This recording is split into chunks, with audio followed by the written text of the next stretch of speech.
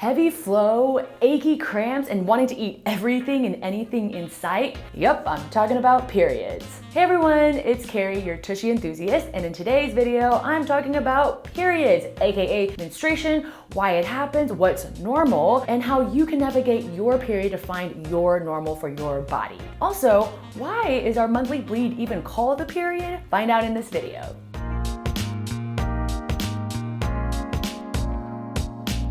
A while back, I created a video all about period poops, why period poops happen, and how you can alleviate some of the discomfort associated with period poops. So all of you left a lot of great comments and feedback on that video, and it just got me thinking, we need to just back it up and cover the basics of periods. So here we are. And if you haven't checked out the period poops video, definitely go check it out. It's linked in the description below. Also, make sure to subscribe to our channel. Every single week, we post new videos on gut health, butt health, poop health, and a whole host of other taboo topics that most people are too shy to talk about. And make sure to hit that bell so you get notified every single time we post new videos. It's important to note that menstruation is a bodily function. It's not just a woman thing. It's an experience that can be highly variable, and it can mean different things to different people. It's not necessary for us to gender body parts or bodily functions. And we can demystify and destigmatize menstruation without shutting anyone out. Not all women menstruate, and not all people who menstruate are women.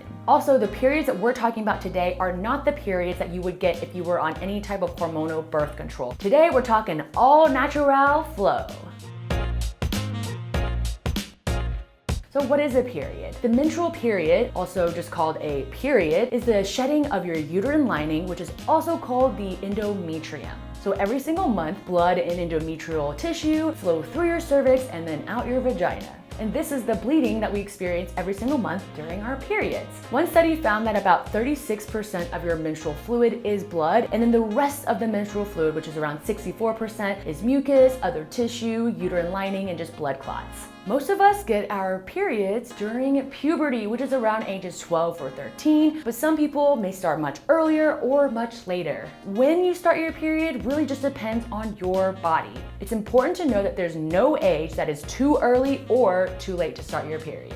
I remember feeling so much shame whenever I got my period before all of my friends. First off, I didn't really tell anyone because none of my friends were talking about it yet. And then secondly, the sex education that I got in school really did not get me excited about everything that my body was experiencing.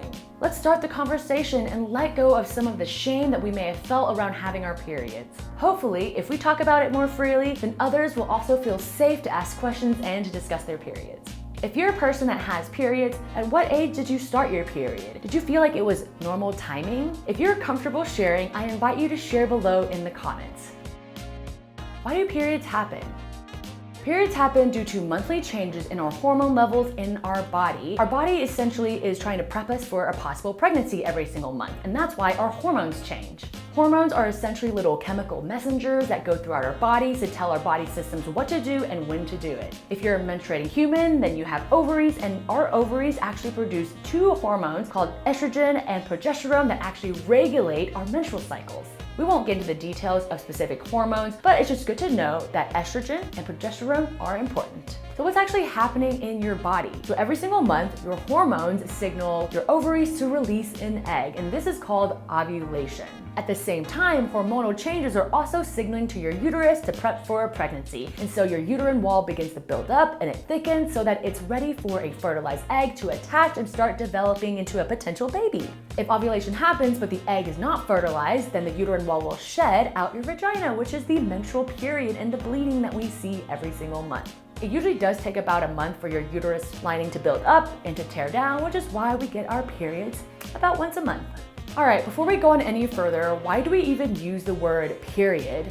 So the use of the word period to mean menstruation really started in the early 1800s. So the word period itself is actually rooted in the Greek words peri and hodos, and meaning around or the way or path. So this eventually turned into the Latin periodus, which means recurring cycle. And our cycle is definitely recurring, so here we are. So what's normal when it comes to your period? Well, actually, this really depends on your body. So menstrual cycles that are normal range anywhere from 25 to 35 and sometimes even 40 days for some people. Periods, which is the bleeding portion of our cycle, can last from 2 to 7 days on average. And this can actually depend on your age as well, because whenever we first start our periods generally last longer, and then as we age, the number of days that our period lasts actually shortens. So I guess you could say that is one benefit of getting older, other than getting wiser, of course. So how much bleeding is normal? So it's actually considered normal if you bleed around 5 milliliters to 80 milliliters every single period. And this is around 6 tablespoons. If you're curious about how much you're bleeding every single month, you can actually measure with a menstrual cup. So bleeding is generally heavier when you first start your period, and then after a few days, it gets lighter. But also you may see throughout your period that the color of your menstrual fluid changes, and you may even see some blood clots or clumps in there. All of this is completely normal. Your monthly cycle could be super regular, predictable, and it also can vary month to month. Some months might be a heavier flow and some months might be a lighter flow. Sometimes you may experience severe cramps and sometimes nothing at all. Sometimes you might feel great on your period, and other days you might feel like complete shit.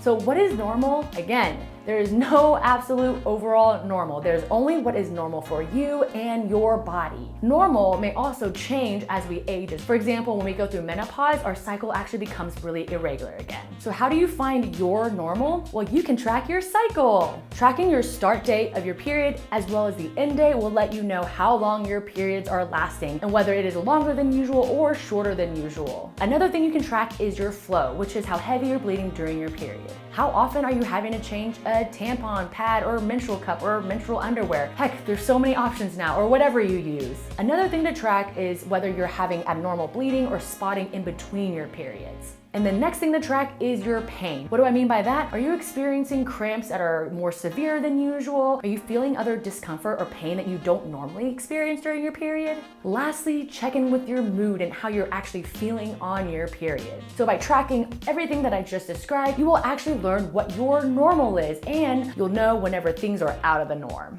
So I'm sure that most of you have heard about our not so fun friend, PMS, or premenstrual syndrome. So many people who experience periods also experience PMS. PMS is the emotional and physical symptoms that we feel during and before our periods.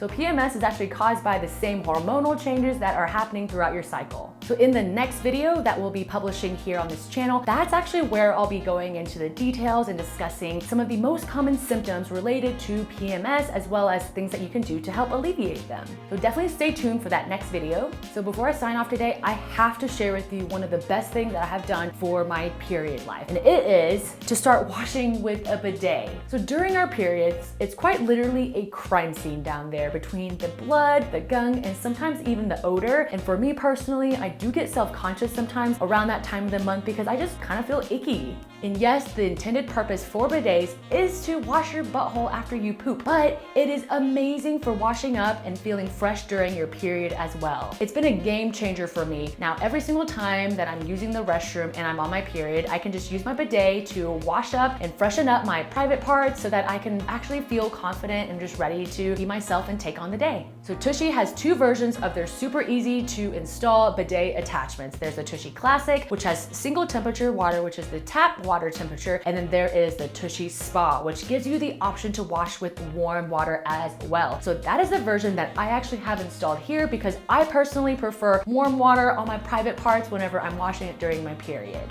But don't worry, the TUSHY Classic also works great as well. And if you want to get your very own bidet so that you can start feeling fresh and more confident during your period, head over to hellotushy.com/vlog. And also the links are in the description below. Thank you so much for watching this video, and if you learned something new, give this video a thumbs up and subscribe to our channel. We post videos every single week. And make sure you hit that bell so you don't miss any of the poop scoop. One last thing before I go, I want to invite you into our community hosted on Facebook groups. It's called the TUSHY Movement. Gut feelings, bidet life, and butt stuff. And it's a collective of pooping humans from all around the world that have gathered to share their experiences, advice, and tips and tricks on gut health, butt health, poop health, bathroom sustainability, and everything else in between the cheeks. And of course, we do talk about all things TUSHY in there as well. It's quite a unique and hilarious and truly uplifting group to be in. If you're interested in joining, the link to join is in the description below. That's all for now. I'll see you guys next time. Happy pooping!